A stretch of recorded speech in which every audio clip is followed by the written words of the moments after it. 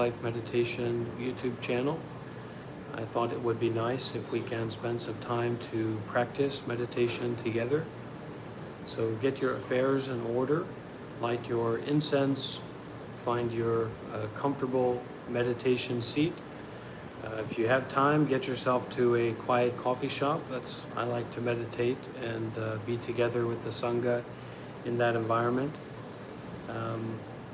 And yeah, let's be ready to face our suffering, and kind of find out what that suffering is.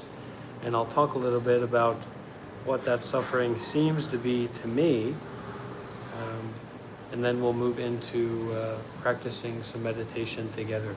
How's that sound?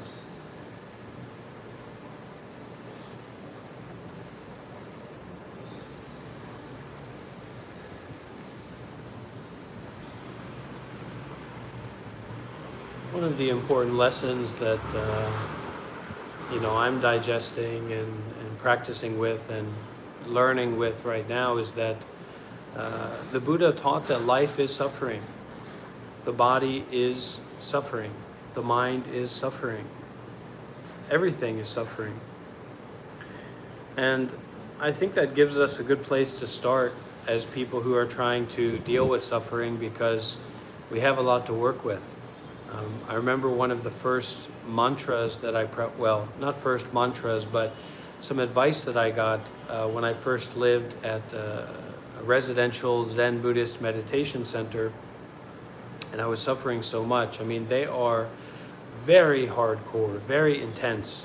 And I went from being in a situation dealing with a lot of mental illness, a lot of mental health issues, being super isolated and intensively suffering and not having any control over my mind and barely meditating at all, to going and living at this meditation center where bare minimum we practice meditation for 3 hours a day. And during retreats, called like a sesshin, intensive meditation retreat, we would be practicing meditation for upwards of 8 hours a day, sitting and facing the mind. And I can tell you it was hell on earth. And so I went to one of these teachers in a practice interview during the retreat, and I asked them, kind of, what am I supposed to do? I've got so much suffering and I've got so much complicated experiences going on in my mind. And they said to me, when you feel that suffering, when you notice that suffering, say to yourself, this is the suffering that the Buddha talked about. This is the dukkha that the Buddha taught about. This is the suffering of the first noble truth. So this suffering, if we can be upright enough,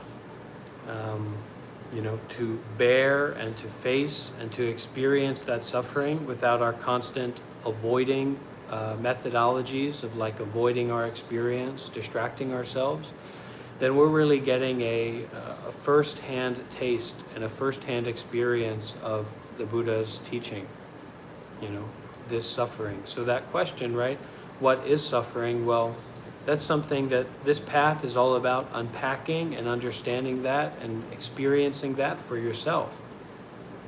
That's not very good to put on a marketing website.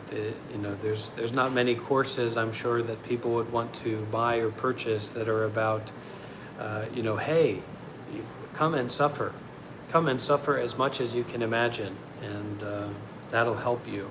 Mostly we don't want to suffer, which is also why we're on the path.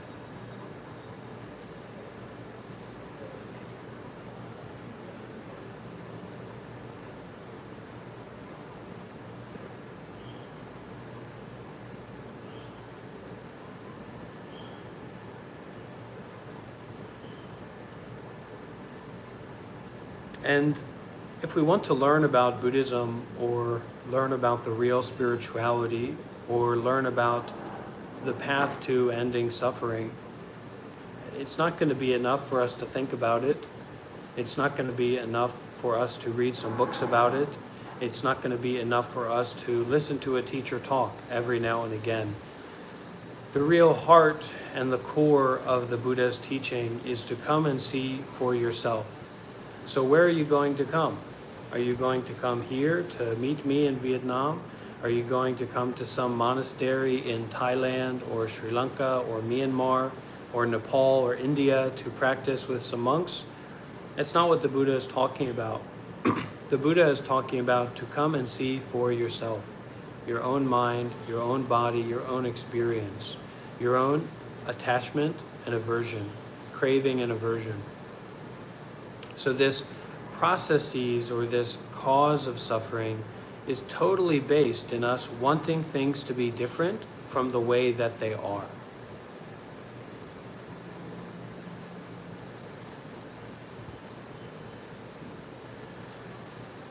So our practice of meditation is to cut all that out. But you're not going to be able to cut all that out if you're in a state of sleepiness or drowsiness. This is a kind of activated, alive, present, vibrant, lived experience of facing suffering and then beginning to notice and see more and more clearly the causes of suffering within yourself. That's what we're here to do. And it's a joy and a blessing to be able to do that. It's not something that we should take lightly. It's something that we should take brightly. So, whether you like it or not, I invite you to find your own meditation position. And you can sit basically in any way you want. You can sit with your back being supported, but it's important that your spine and your head is upright and straight.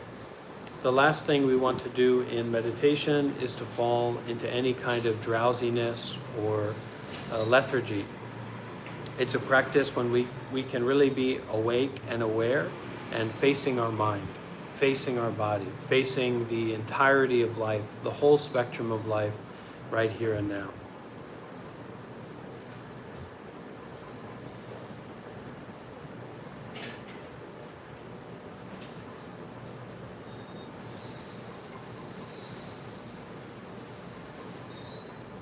And so when we enter into meditation, we take as a focus of our practice a certain meditation object. So that can be a mantra, it can be a phrase, it can be so many different things. But what is oftentimes recommended by the Buddha and by many teachers, and I'll recommend it now, is that we place our attention onto the feeling of breathing. If you can, place your attention onto the feeling of breathing as it enters into your nose. Very subtle, very fine, very direct kind of experiential sensations on the tip of the nose as you're breathing. But if you can't do that, if that's too sharp or too small of a thing to focus on, then focus on the experience and the act of breathing itself.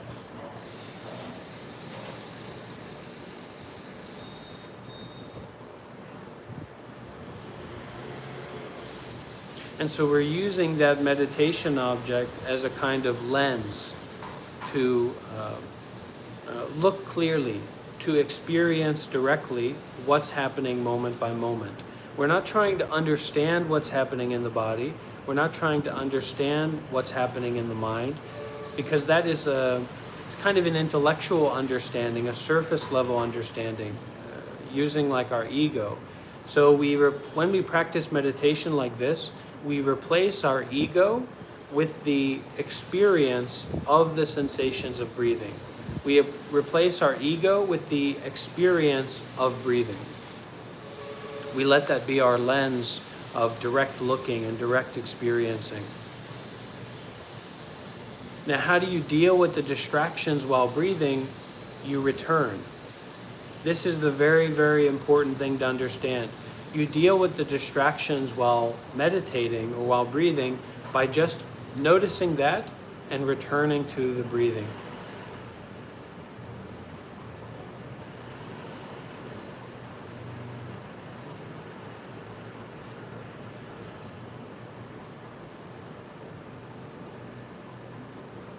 Now this is very, very powerful. This makes a massive difference in terms of how we experience ourselves, the world, how we're able to look at life from a place of not fear and not desire. So the practice of meditation is literally untying the sense of fear and untying the sense of desire that the ego sustains itself on. That the self-idea or self-thought or dream-like experience sustains itself on.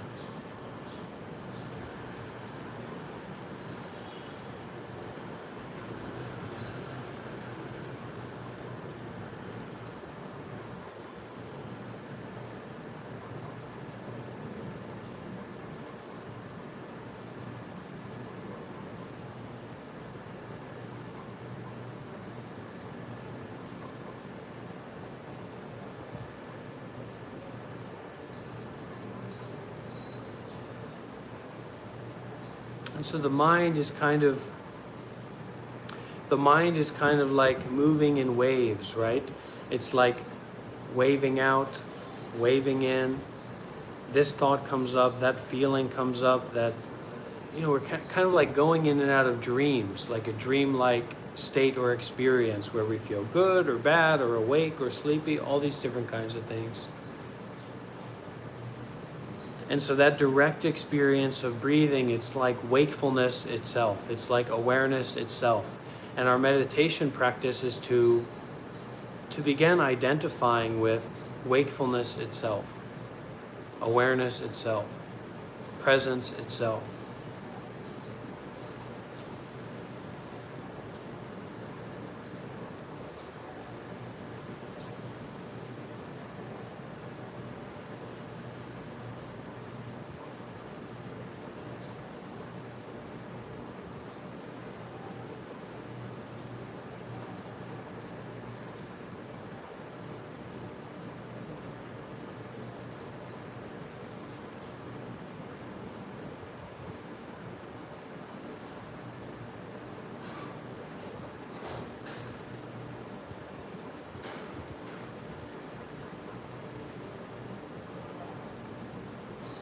And as you exercise, you're open, you're willing to focus on your breathing. You're willing and open to make your experience of breathing the priority of your attention.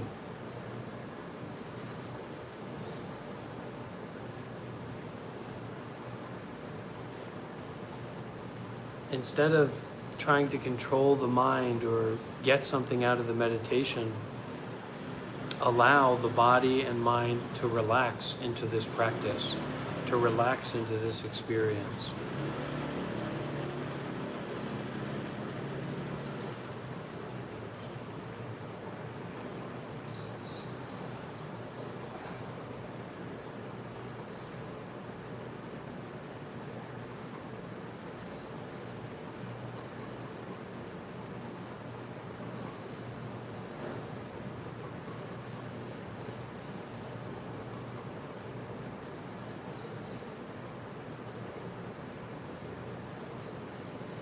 And we can feel the support.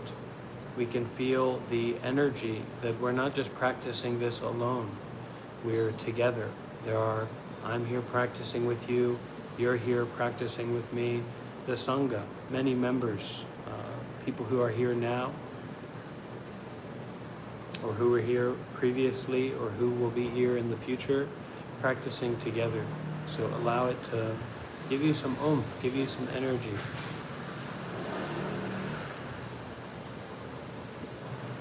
Give you some inspiration to try this releasing of busyness in your mind and life.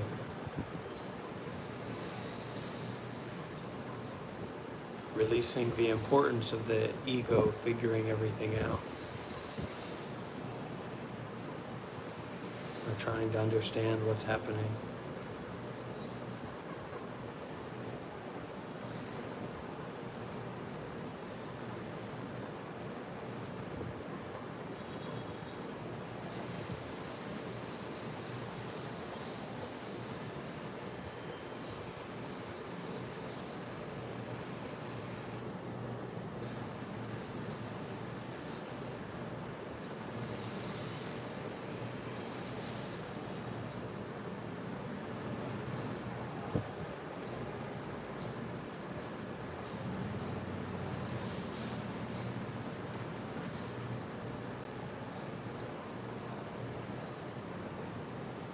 So everything that we think, all the ideas, all the elements of our lives that are always knocking at our door, knocking at our mind, allow those to be sucked into the whirlpool of our meditation practice.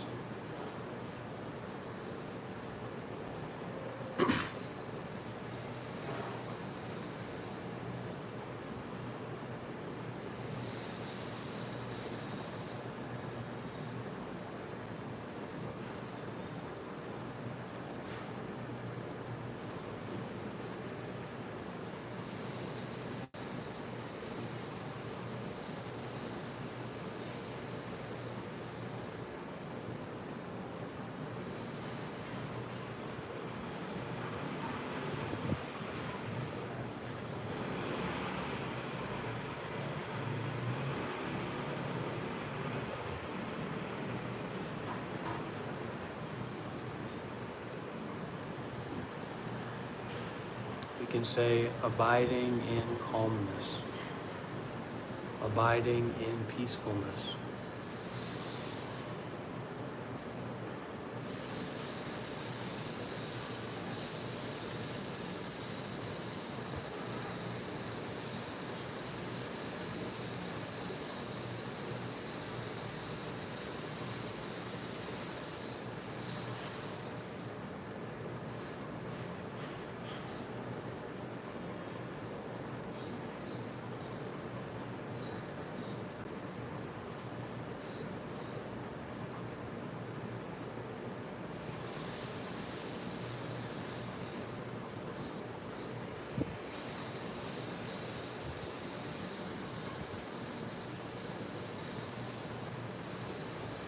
Give yourself over to the practice of meditation.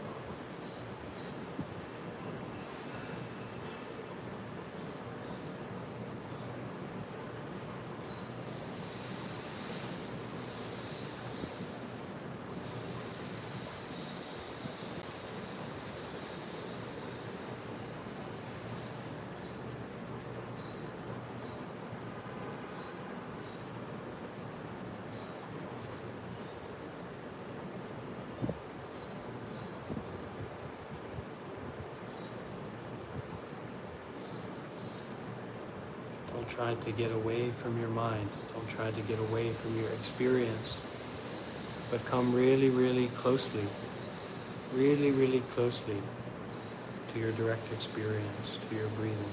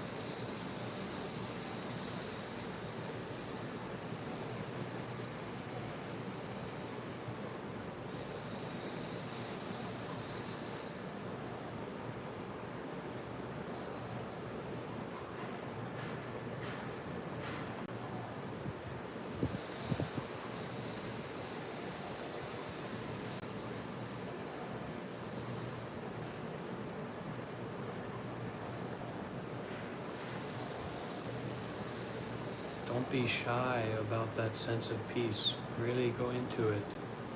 Allow it to deepen and open. We're so often trying to get away or out of our minds, out of our bodies. But this sense of peaceful abiding is right at the very heart of our minds.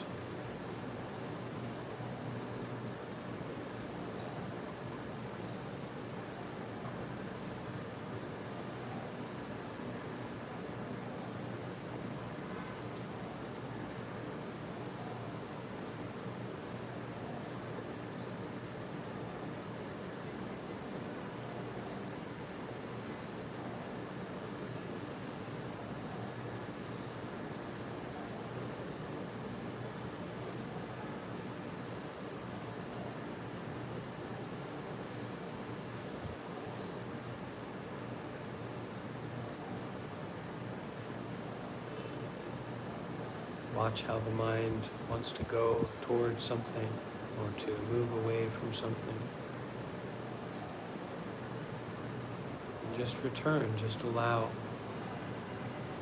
this breathing and peaceful sense of awareness.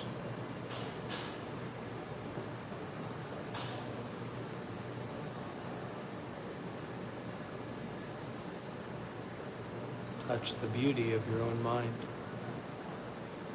your own peace.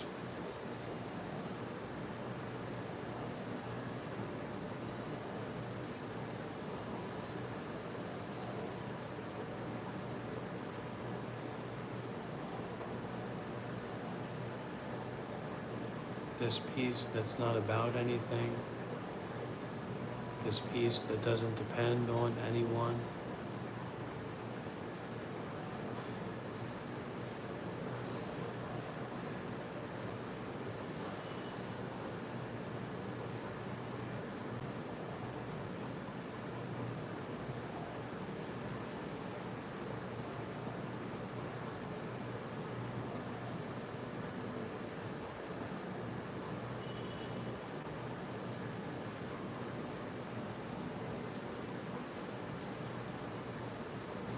This peace that is completely free from things, places, people, free from thoughts.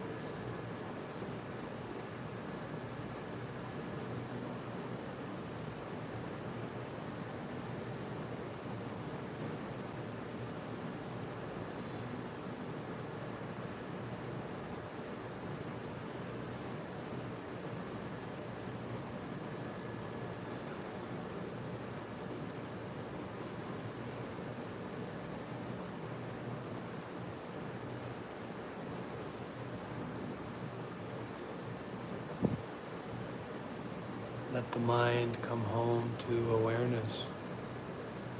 Very, very deep in the mind.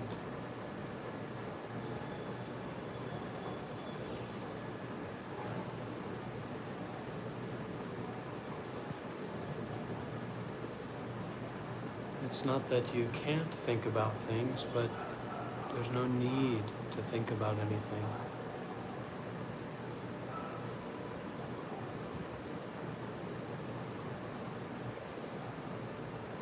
Feel the unnecessariness of thinking about things.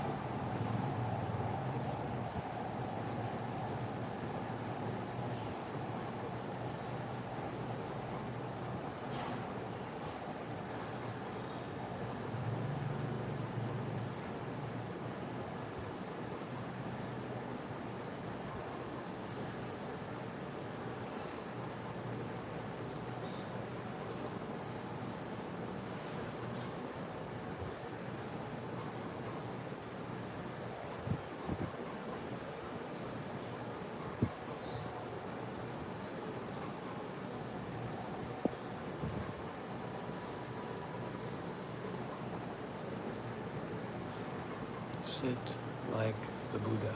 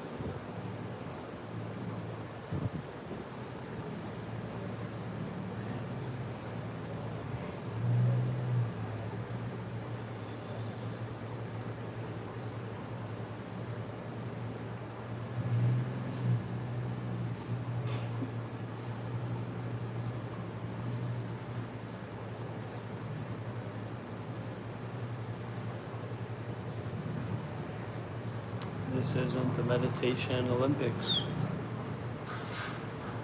We're not trying to prove anything to ourselves or to anyone else. We don't have to meditate.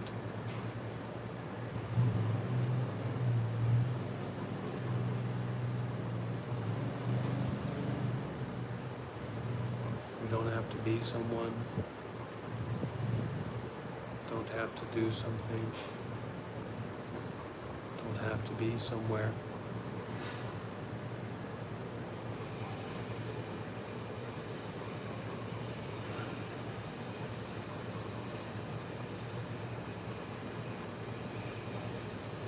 mind gets distracted, gets into thinking, gets into judgments or ideas, simply bring the mind back to the experience of breathing right here and right now.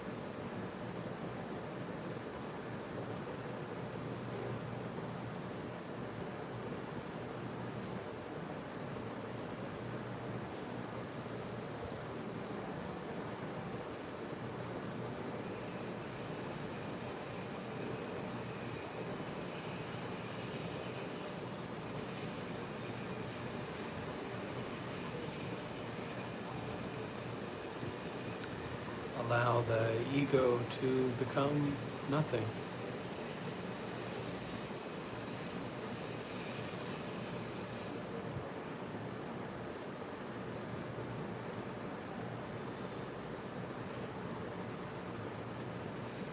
Allow your life to become nothing.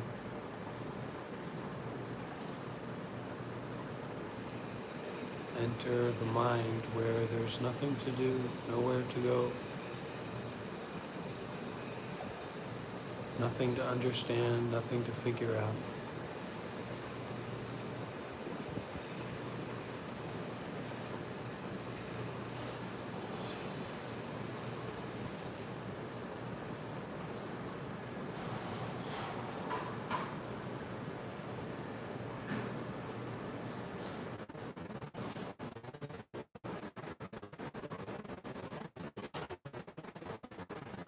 Beyond in each breath.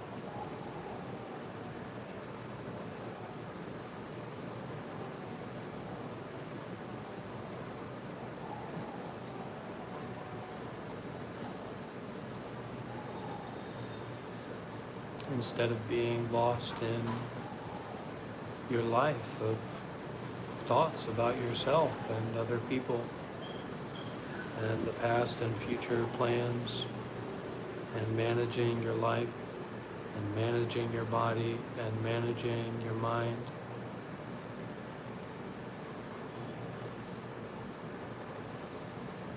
Quit managing. Not for the past, not for the future, not even for now. Just drop away the thought of body and mind.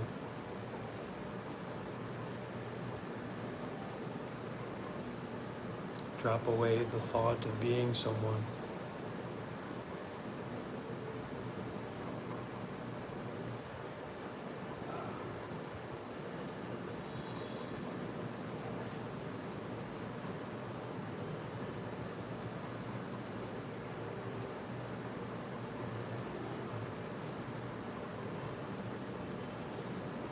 Watch the mind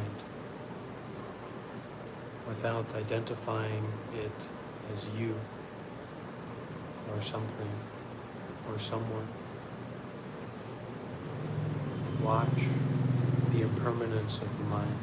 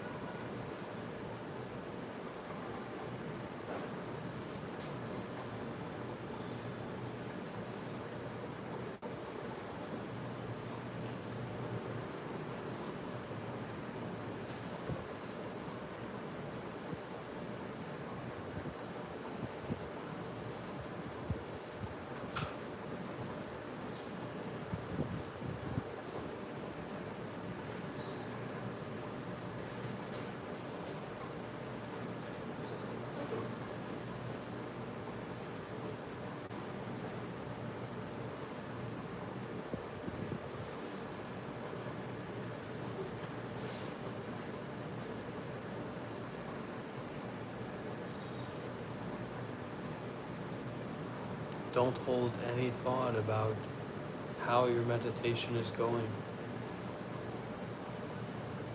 Just return to meditation.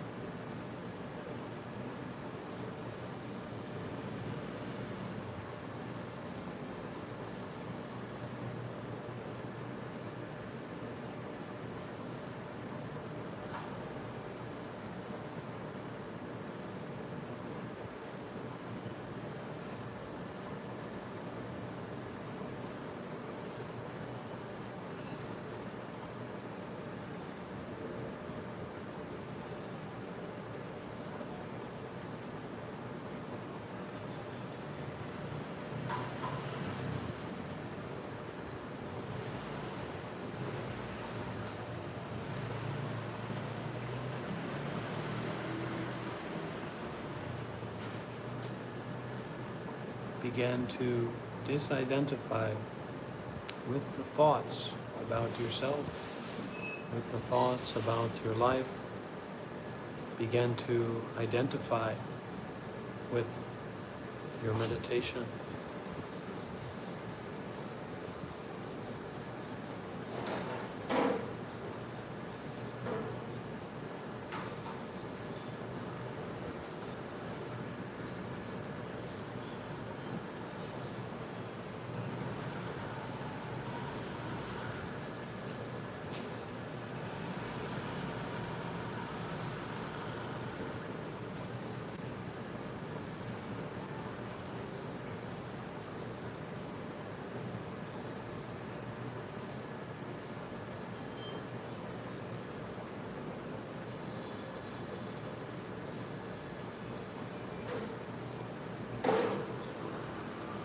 In this fertile mind ground of meditation, you may plant a seed of happiness.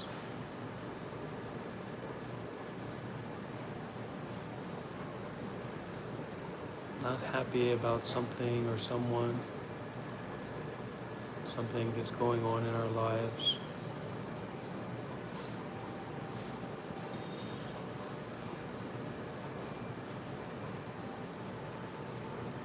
Just happiness.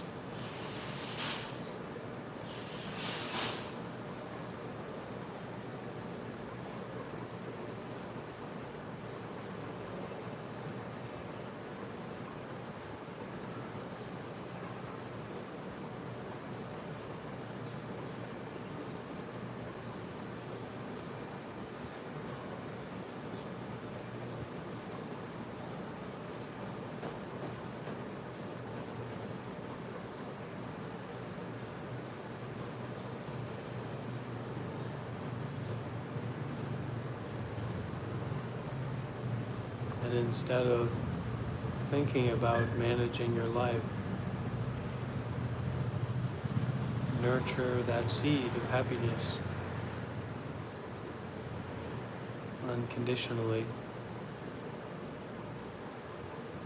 not having anything to do with yourself or the world or others, not having anything to do with your plans or your anti-plans, what you want to avoid. Just smile to that happiness.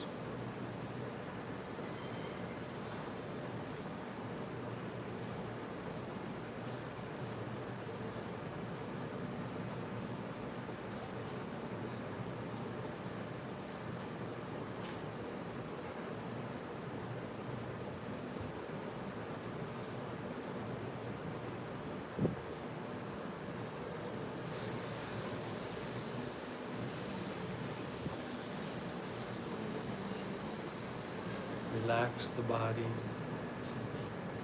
relax the mind.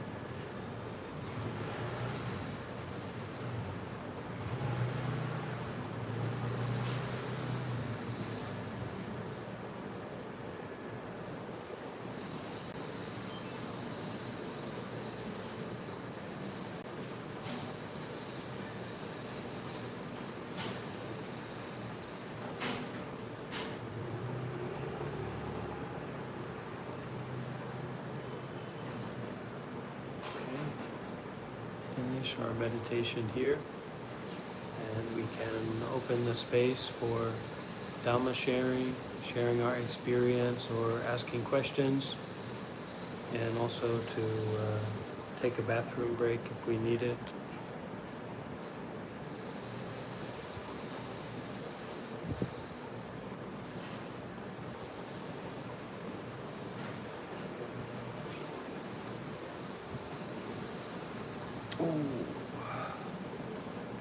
Good to go slow after meditation, or you might fall down.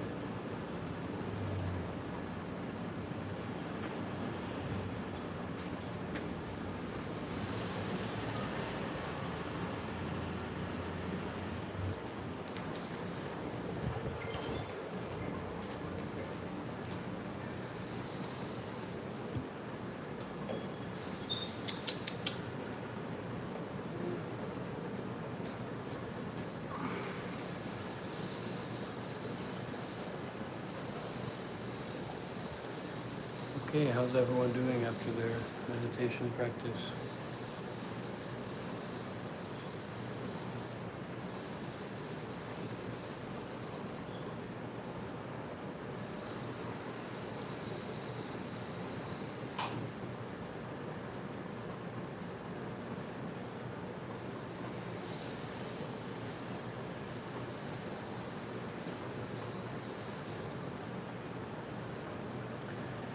The meditation is important because it's allowing us to cut through the mindset that causes us to suffer so much. So this is the mindset of a quick relief, or a mindset of getting what we want, the mindset of craving and avoiding. And our thoughts are always there, kind of trying to convince us of the validity of trying to move towards pleasure and trying to move away from pain. But life isn't like that. Life is pleasure and pain. And we're not going to feel very peaceful if we're in a world that is suffering and we're trying to we're trying to deal with that suffering by getting away from our pain and trying to move towards our pleasure. And this can go to gross levels and subtle levels. So, wanting to be successful or beautiful or wealthy, even wanting to be happy, it can keep us from being free and make us suffer more and more. And then our decisions are coming from this place of a wrong understanding, right? The understanding that we're suffering because we feel pain, or we're not suffering because we feel pleasure. But this isn't true. The suffering of the very wealthy, apparently happy people is the same, fundamentally, as the suffering of the depressed or unhappy people in poverty. So we practice meditation and we go beyond the ideas of wealth and poverty. We face our mind. We face this universal mind that we put into a little tiny box. That's the reason we are so convinced about the things that we think. Because this is a universal mind, it's very powerful. And if we don't work with that mind in a way of being mindful and not attached, then we're lost. We're lost in our thoughts about things that don't actually correspond or correlate to the way that things are, the way that reality is.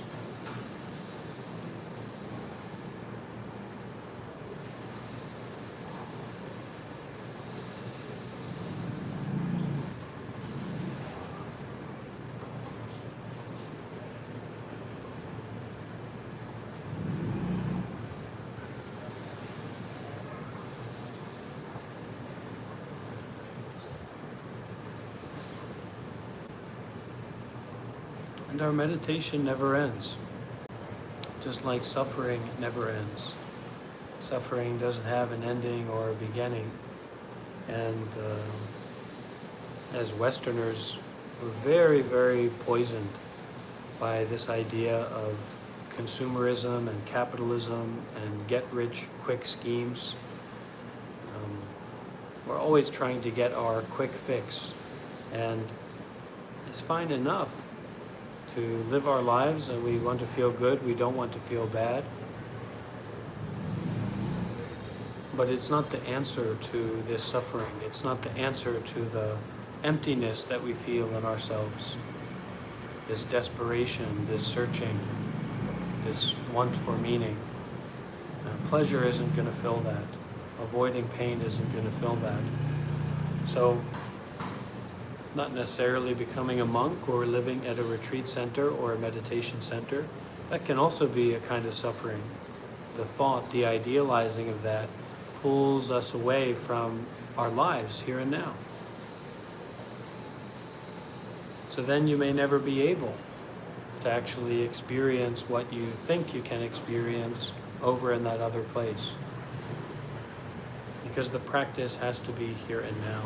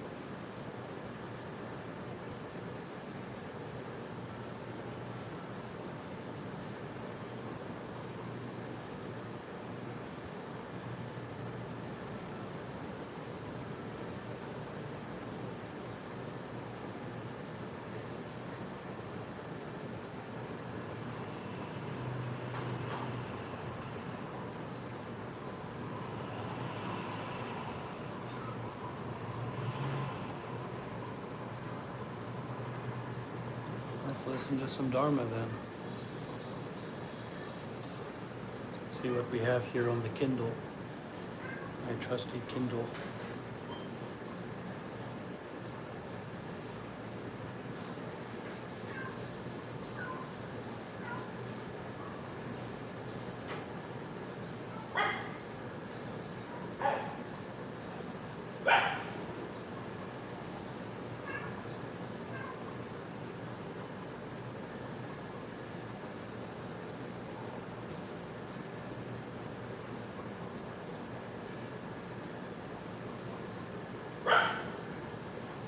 It's hard work, but it's the work concerned with transforming our minds.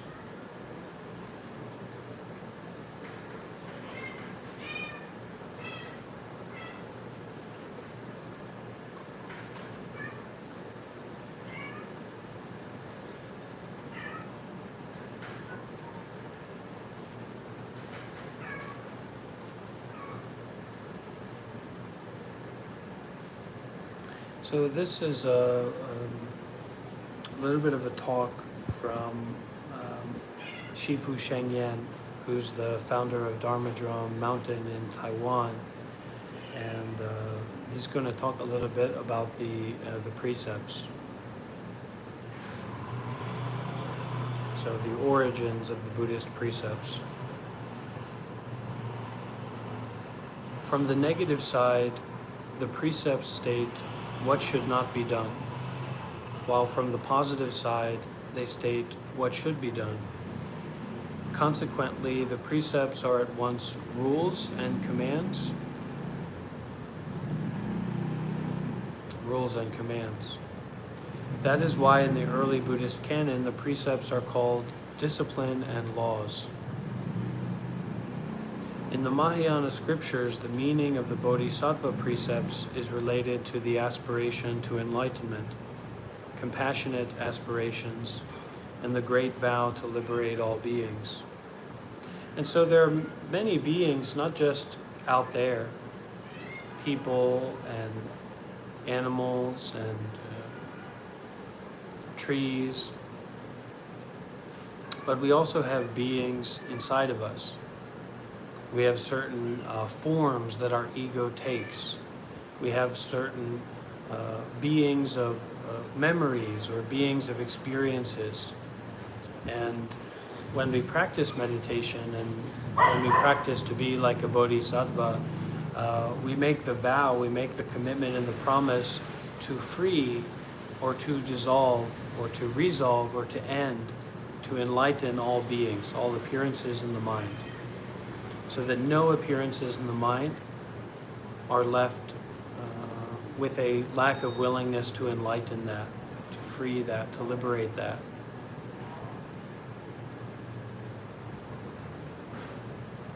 If a person wishes to become a Buddhist, they must at a minimum resolve to take refuge in the three jewels, the Buddha, the Dharma, and the Sangha. I like to put the Buddha, the Dharma, and the Sangha it's very important in a traditional sense, as well as a progressive kind of philosophical sense or spiritual sense. So the Buddha is not just the historical Buddha, Shakyamuni Buddha or Siddhartha Gautama, but the Buddha is also our Buddha nature, our Buddha mind, awareness itself, without poisons, without greed, without anger, without delusion. Just the Buddha as the Buddha, the mind as the mind, awareness as awareness. The Dharma, the teachings of Buddhism and the teachings of the Buddha, but also all dharmas or all phenomena that point to and lead to the Buddha mind, the ending of suffering. And the Sangha, traditionally as the Buddhist monastics, but progressively as the community of well-minded practitioners. You know, people who are really on the path, sincere to be on the Buddhist path. And that doesn't mean our Sangha, or the people that like us, or the people that support us, or who are involved with us, but it just means the community of people who are on the path sincerely, and specifically monks and nuns and enlightened beings. So if a person wishes to become a Buddhist, they must at a minimum resolve to take refuge in the three jewels, the Buddha, the Dharma, and the Sangha for the rest of their life, whereupon they may be called a layman or a laywoman, upasaka or upasika. And this taking refuge is really important because we look at what a lot of people take refuge in their lives.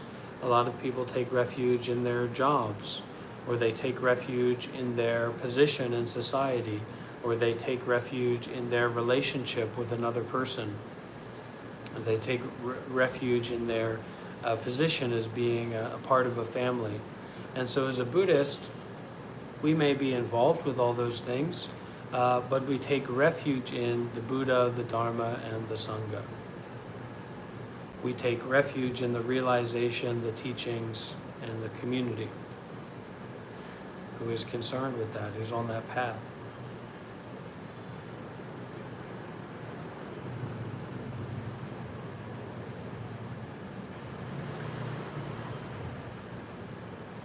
In order to voluntarily establish a Buddhist identity, one is required to have faith in the three jewels, show devotion to them, and practice Buddha Dharma.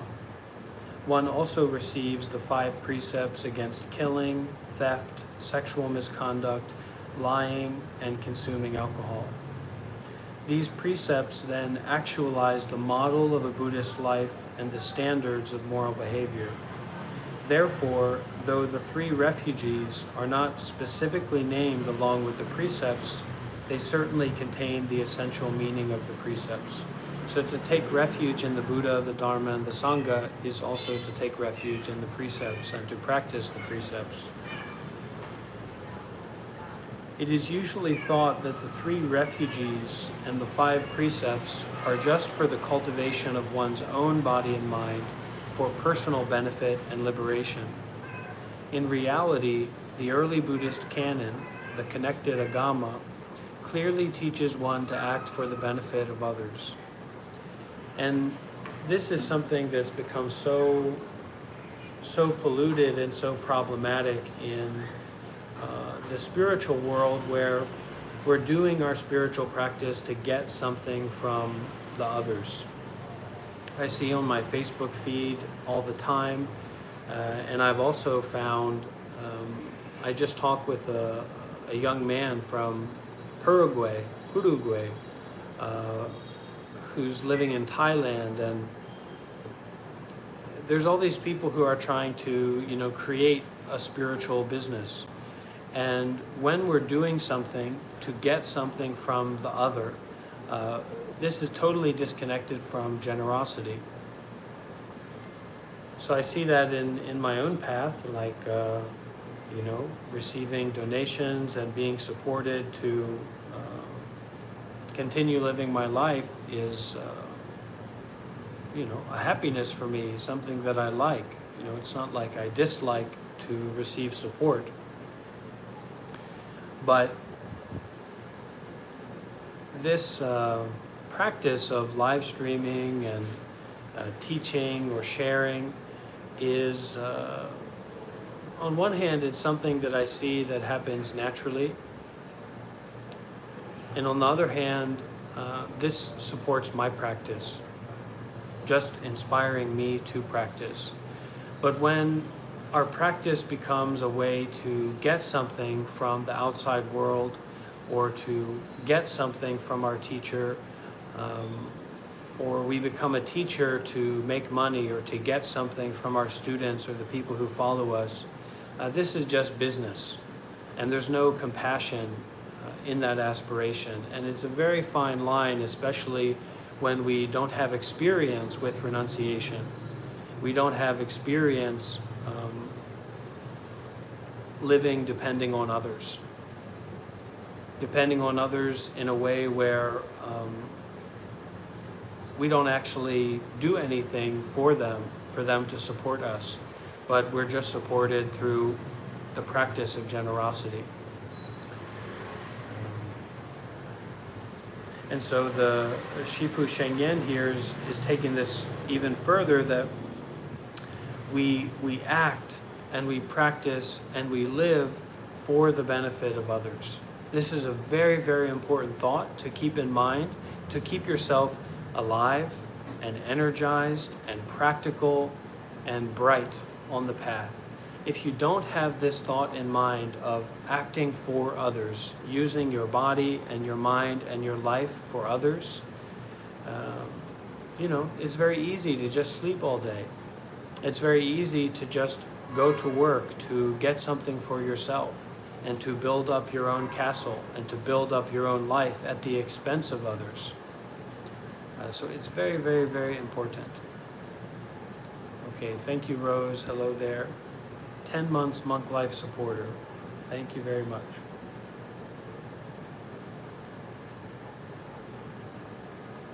So it says, even in the early Buddhist canon, it teaches clearly for one to act for the benefit of others. As a layperson who has taken refuge in the three jewels, one must also have faith, observe the precepts, listen to the Dharma, and give alms, or make donations, make offerings. Moreover, this sutra provides the teachings on the 8 ways to improve one's own welfare and the 16 ways to promote welfare not only for oneself, but also for others. Now, when we're just beginning on the spiritual path or the Buddhist path,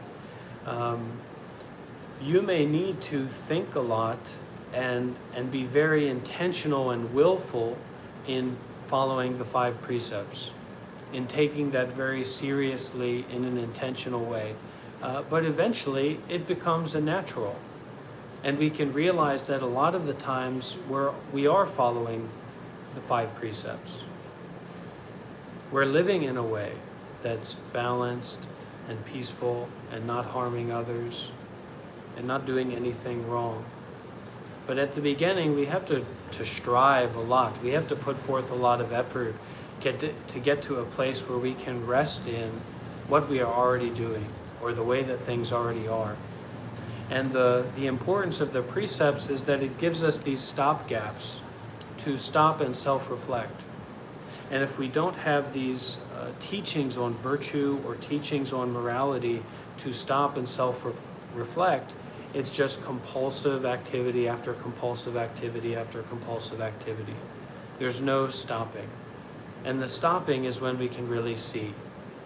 We can see for ourselves the way things actually are.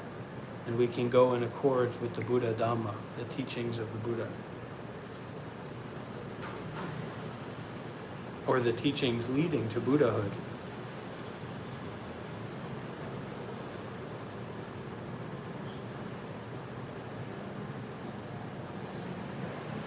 So we work to promote welfare not only for oneself, but also for others, which is the Mahayana spirit of benefiting self and others.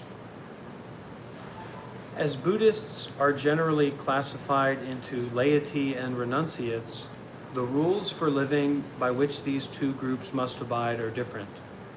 In the beginning, lay disciples only had the 3 refuges, and there were no monastic precepts for such renunciant disciples as the Buddha's first 5 monk disciples. So originally, there were no precepts for monks. There were no rules and regulations for how monks had to be. And through the interaction between the society or the community of monks with themselves and also with the outside world, this establishment of all these rules and regulations and precepts developed. And sometimes it's a very funny story. I think there's one precept, for example, about like monks should not pee standing up, something like that. And apparently the reason for that was because some monks were peeing on each other as a joke. And so the Buddha made a rule. Well, you have to squat down and pee. Now, don't quote me on that, but I did hear that somewhere. And there's another precept like giving a black cloth made of wool, that monks are not allowed to receive that because of some kind of strange situation culturally in that time where a black wool cloth may have been inappropriate or worrisome or concerning. So a lot of rules are not about especially in Buddhism, a lot of rules are not about this absolute good and evil. None of the rules are about that, but rather that according to time and place and situation, there are things to do that are more skillful and things to do that are less skillful. And the whole of the Buddha Dharma is saying that, look, when it comes to the mind, when it comes to reality, when it comes to this world of suffering, there are things to do to end that suffering and to get out of suffering, and there are things that, when done, cause more and more suffering and keep us more locked in the box of our egos. So we want to get out of that box, so we have to understand that virtue is important. Meditation is good. Getting drunk in the street with your friends all the time is not good. We have to accept that as it is, and then we practice with it, and we learn why it is that way through that stopping and seeing. If we don't stop and see, then everything is just consumerism and capitalism and deception.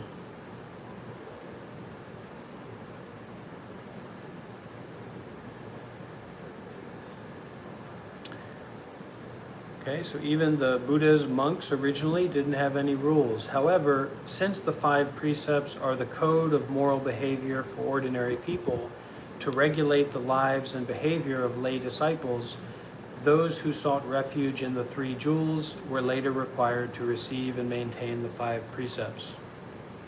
As for the renunciate groups, the monks, due to their members gradually becoming diverse and numerous, there also arose the need for prohibitions and precepts. So I can share something else here about this as well, that the precepts there are designed so that you are regulated and restricted from doing actions and activities that create more greed, more anger, and more delusion. So when you get to a more and more developed level, let's say you're looking at the mind, you're watching the mind more and more closely and carefully, well, that means that every one of your actions can either cause more greed, anger, and delusion, or reduce it, or not create it. And so every action, that's like trillions of precepts in each and every moment. But at the beginning, we have to be humble and simple and just be willing to go out and practice and try and have an experience, and try to learn something and try to practice something that's maybe simple and maybe seems strict or seems conservative. But we need some way out of suffering. We need some way to deal with suffering. And Buddhism is a way to do that. It gives us a structure to do that.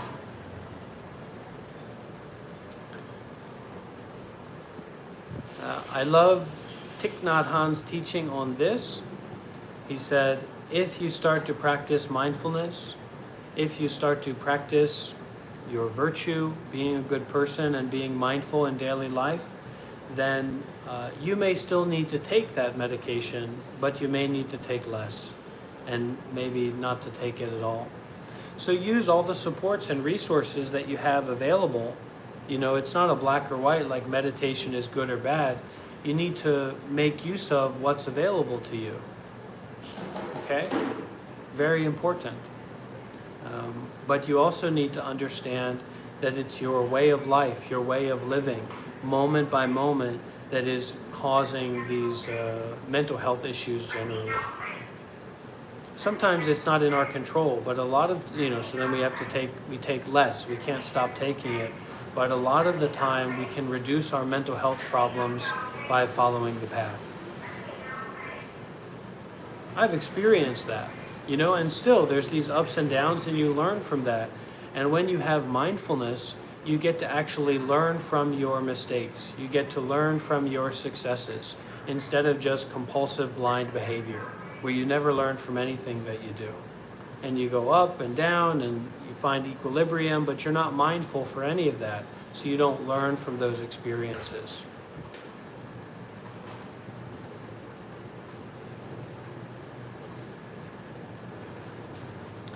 So as for these groups of monks, due to their members gradually becoming diverse and numerous, there also arose the need for prohibitions and precepts. Hence, until his passing away into parinirvana, the Buddha continued to establish and revise the precepts. Within the monastic community, there were both monks and nuns at different ordination ages. Thus, there came to be different sets of renunciate prohibitions depending on monastic disciples' gender and ordination age.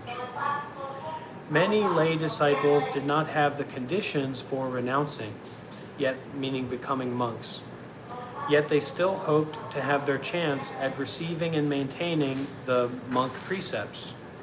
To ensure that the laity have good roots for the causes and conditions of liberation, the Buddha established the 8 precepts to be kept by lay Buddhists for one day and night on certain days of the month.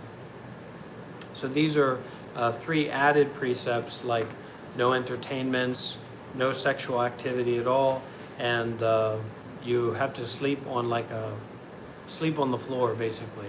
Don't sleep in a comfortable bed. And it's pretty comfortable, actually, to sleep on the floor. And you're more easy to get up from bed instead of sleeping in.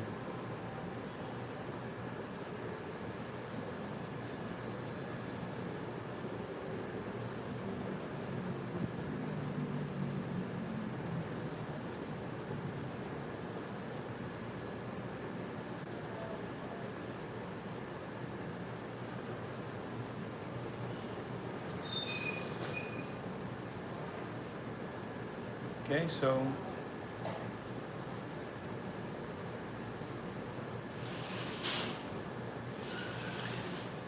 during the Buddha's time, any teaching spoken by the Buddha would benefit a practitioner, but it should also benefit others. However, after his parinirvana, and so parinirvana is this, it's the worst case scenario for the get-rich-quick scheme of enlightenment. So basically, even if you get enlightenment in this life, you have enlightenment with conditions. So parinibbana is enlightenment without conditions. So even the Buddha had a body and felt pain, had a mind that had probably unpleasant mental experiences, dealing with a lot of people, right? And so it's only the final nibbana when that idealized version of enlightenment is actually there. And this is a very humbling and realistic kind of look at oneself for what do we want out of enlightenment. Well, what we want out of enlightenment is for the body and mind that we're attached to be more peaceful, more wonderful, more happy, more free. And that is a kind of side effect of enlightenment and following the path seriously.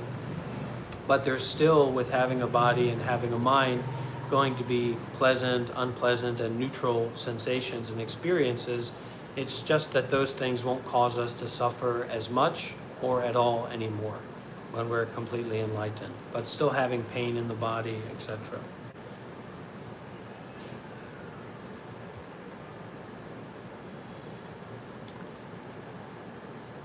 However, after his parinirvana, especially during the rise of various Buddhist sects, there was an emphasis on systemizing the Buddha's teaching as well as scholarly debates.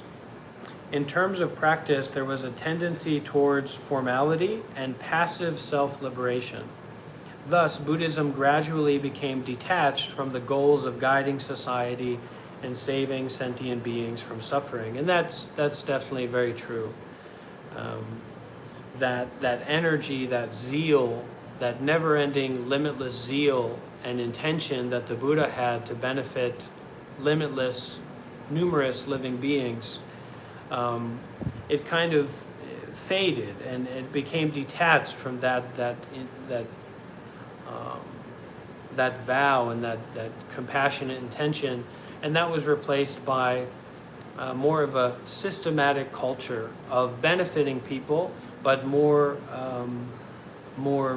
personal, more focused on oneself, more focused on the monks or the temples or maintaining the culture and tradition, rather than just going out there and serving everyone. So Buddhism in that way is kind of slow to adapt, whereas in the Buddha's time, when the Buddha was around, I mean, Buddhism just exploded in India like that. and it just didn't stop growing. So in reality, the precepts the Buddha established for the monastic assembly were appropriate to the time and place. For example, in the 5-part Vinaya, the Buddha states, "If what I have prohibited is not considered pure conduct in other lands, then it should not be adopted. If something that I haven't formulated must be carried out in other lands, then it must be carried out." In the history of precepts, this is called Vinaya adapted to circumstances, which meant that countries being different from each other, monks should respect the customs and laws of the land where they resided. And it also speaks to this more subtle application of our mental, physical, and verbal actions, so as to not cause more suffering, but to cause less suffering, to bring about less greed, anger, and delusion in the lives of other people and in ourselves, moment by moment.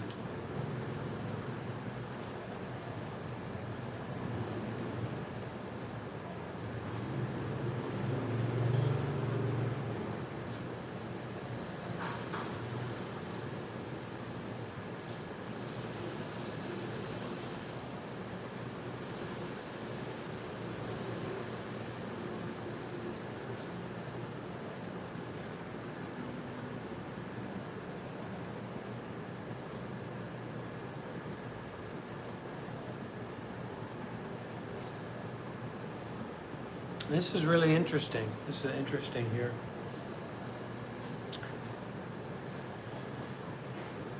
So as seen in the Sutra of Travel Accounts of the Longer Agama, prior to the Buddha's parinirvana, he repeatedly urged that his disciples should rely on the sutras and precepts as he taught.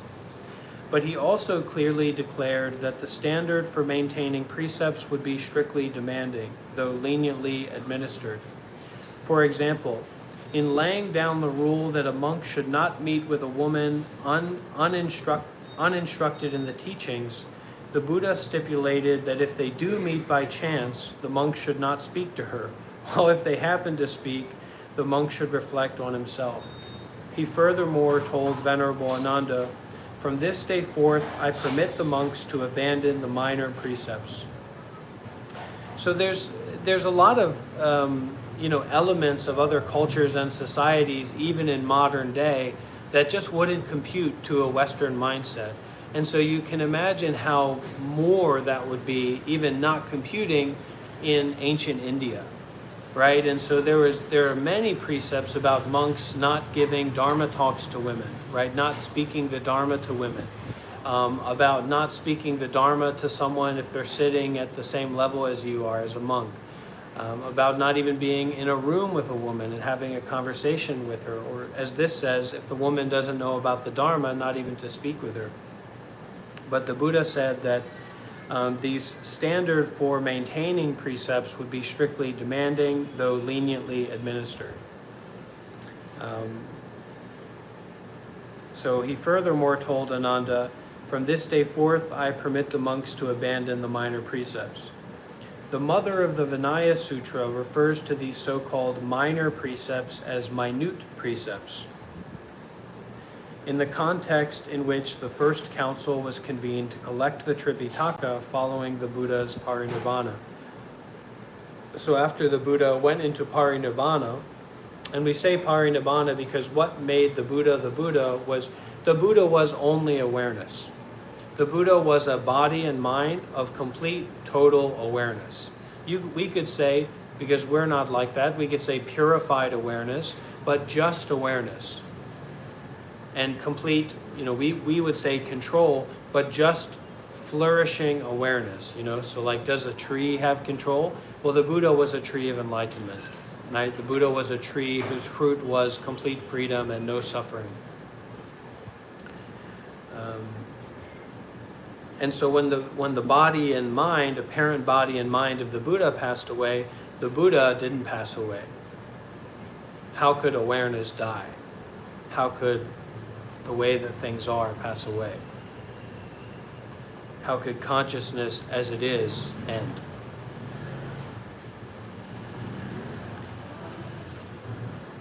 So, and Ananda actually reported to Mahakashyapa, because after the Buddha entered Parinibbana, all the monks came together and collected all the teachings and stories and guidances of the Buddha together in one collected form. And so the disciples of Buddha were kind of talking after this, and Ananda reported to Mahakashyapa that he himself had heard the Buddha thus say, "After my passing, the Sangha should gather, whereupon they may abandon the minute precepts." Unfortunately, Ananda neglected to ask the Buddha which of the precepts that the Buddha had established were to be considered the minute precepts. Given this situation, Mahakashyapa asked those senior monks who attended the council to make a decision. Some said that except for the 4 fundamental precepts against killing, theft, sexual relations, and telling lies, all others belong to the minute precepts. And this is a generally well-known and regarded kind of kept hush, but well-known perspective about the minor precepts, that the most important things for a monk to not do are the parajikas, or you can't kill, you can't steal, you can't have sexual relations, and you cannot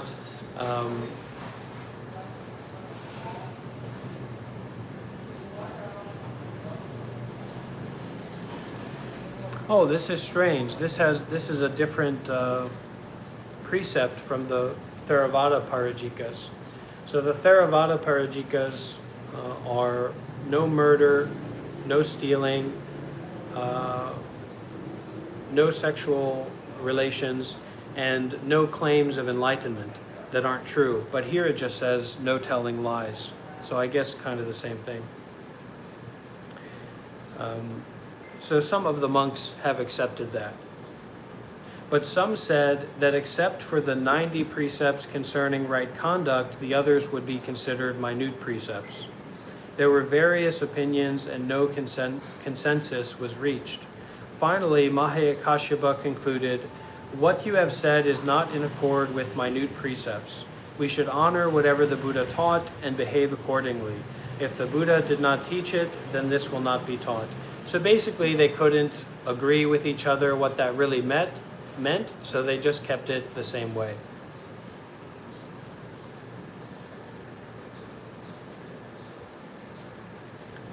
Due to the conservatism of the elder monks, the discipline and rules established by the Buddha became lifeless, dogmatic formalities, missing the whole point of the Buddha Dharma, which is to actualize the wisdom of emptiness.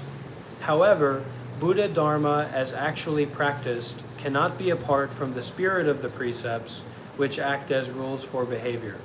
For example, according to the early canon, it is due to the 4 indestructible purities, also called the 4 indestructible faiths, in the Buddha, Dharma, Sangha, and precepts, that one attains freedom from falling into the evil destinies of the 3 lower realms. So what this means is that we dare to not do what we can do. We dare to not do what we can do, and we dare to do what we cannot do. So it's basically, it's breaking out of this limited framework. And we tend to think of freedom as being based in our capacity to do what we want, but that's not actually freedom. That's like desire, attachment, compulsion. We're not actually free. Our greed, our anger, our delusion. So our willingness to not do what we can do is a kind of freedom. Our willingness to dare to do or to not do what we can do is a kind of freedom. Coming back to this emptiness, this fulfillment of emptiness, this realization of emptiness.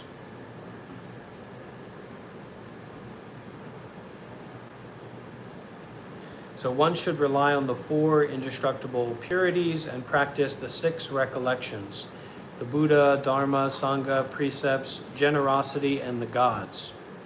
And by possessing the 5 dharmas of precepts, meditative absorption, wisdom, liberation, and liberated insight, a holy disciple then deserves the offerings of the world. So gods here, I mean, is Mark Zuckerberg a god? Is Elon Musk a god? Is Donald Trump a god? Well, basically. And we may think less like that because we have so much personal freedom in our house, in our car. You know, we're kind of living in a magic world nowadays. But you can think in ancient India, a great king, a wealthy man was basically a god. You know, and you didn't have any access to those kinds of experiences. You know, there wasn't everybody. Mark Zuckerberg, you didn't get to have the same phone as Mark Zuckerberg has. You didn't get to have hot water, etc. So there's that, and then, you know, can be a more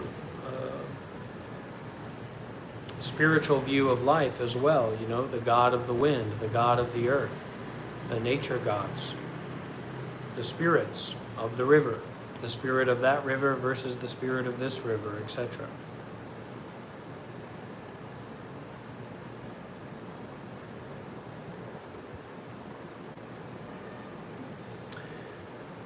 So thus, to make maintaining precepts a mere formality is not the original intent of the Buddha's transformation of the world with his teachings. However, from the Buddhist perspective, it is also not a correct view that the precepts should be abandoned. Therefore, in the early Mahayana scripture, Sutra of Perfection of Wisdom, there is no discussion on conditions for maintaining the precepts, though practice and realization of the Dharma is emphasized. On the one hand, one contemplates emptiness to truly realize its meaning. On the other hand, based on one's cultivation and realization, one exhorts others to practice the path. Such a teaching is not uncommon within the Samyutta Gama. In the Mahayana Sutras, this person is called a practitioner of the Bodhisattva path. Setting oneself on the path of innermost realization is to have the spirit of maintaining the precepts first take root in one's inner being. This includes a fundamental requirement that one realize the idea of emptiness. That is why later people say that the Shravaka precepts emphasize bodily and verbal action, while the Bodhisattva precepts especially emphasize mental action. The chapter Being Without the Mental Affliction of Covetousness in the Asta Sahasrika Prajna Paramita Sutra, also known as the Smaller Sutra on the Perfection of Wisdom, states that if a bodhisattva practices the perfection of wisdom, then they should not give rise to the mind of affliction, the mind of covetousness, the mind of breaking the precepts, the mind of hatred, the mind of sloth, the mind of disorderliness, and the mind of confusion. It also states when a bodhisattva practices the perfection of wisdom, all perfections will be encompassed. This means that the bodhisattva path stresses wisdom, and wisdom being a function of the mind. If one seeks it, one should first remove the aforementioned 7 states of mind. Breaking the precepts is especially cited as one of these 7 mental states, because when precepts are broken, the mind is foremost. In fact, as it is clearly stated that one should not give rise to the 7 states of mind, then not giving rise to any of them functions as the bodhisattva precepts.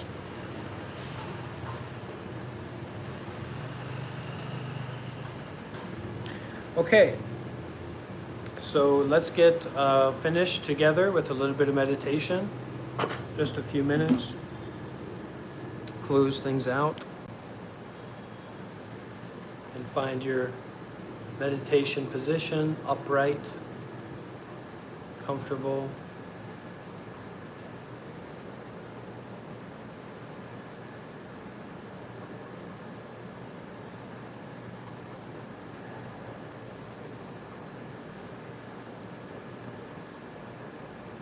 Emptiness of mind, openness of mind.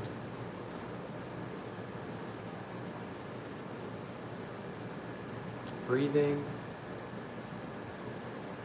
just breathing, just being, just sitting, just here and now, full of emptiness, full of space. And when something arises that is not full of space, when something's constricted,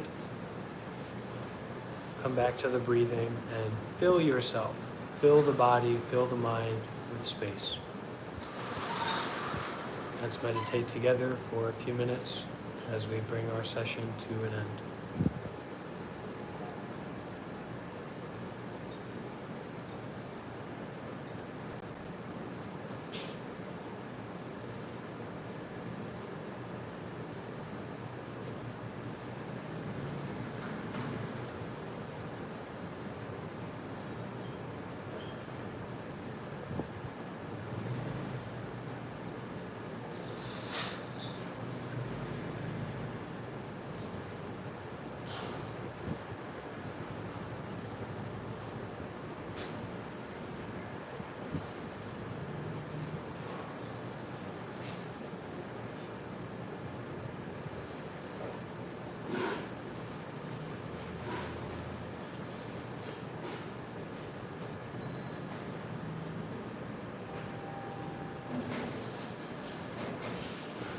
Let it go, whatever it is, let it go, let it be. Let it breathe.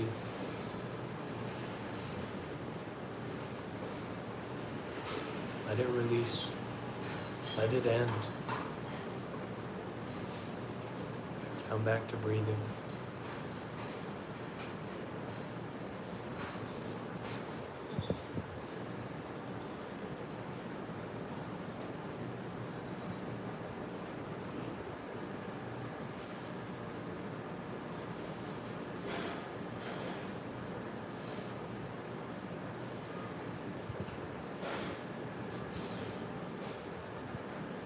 And that's really where our insight comes in, that it doesn't matter what it is, what element of the story is coming up now. Our meditation practice isn't about our story. It's not about someone else's story.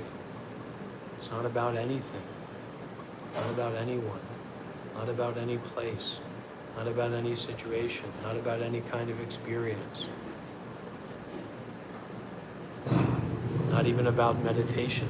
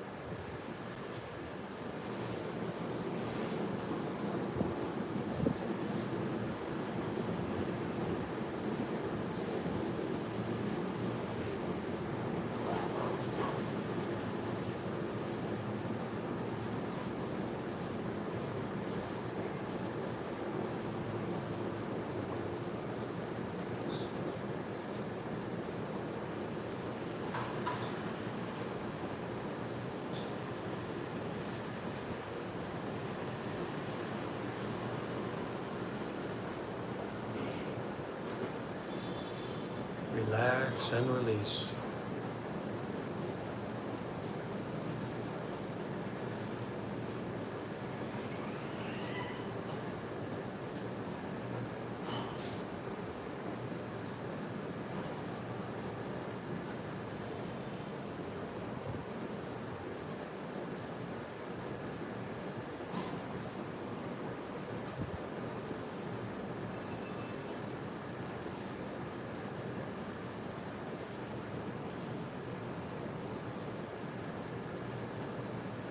May all beings be well, happy, peaceful, and free from suffering.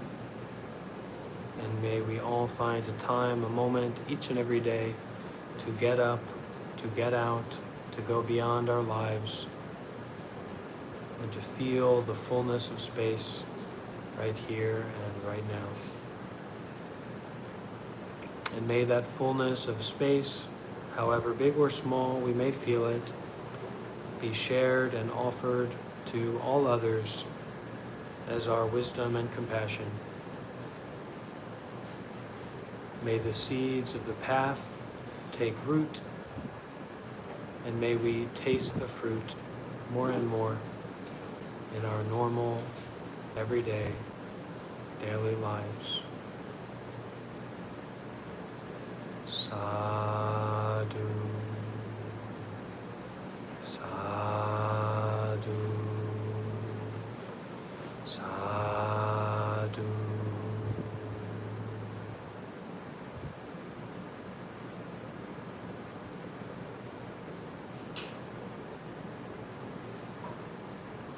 Okay, thank you, friends. See you again soon. Take care of yourselves. Bye.